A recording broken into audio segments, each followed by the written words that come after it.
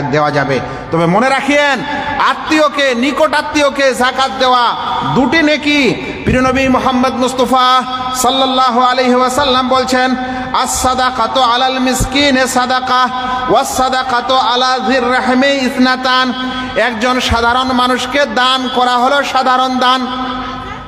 একজন সাধারণ মানুষকে যাকাত দেওয়া হলো একটা মানুষকে যাকাত দেওয়া।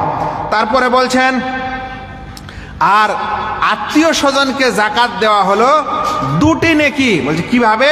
একটি হচ্ছে সাদাকা আর একটি হচ্ছে সিলা রাহমি। একটি হচ্ছে দান আর একটি হলো আত্মীয়তা বজায় রাখা। আল্লাহু আকবার।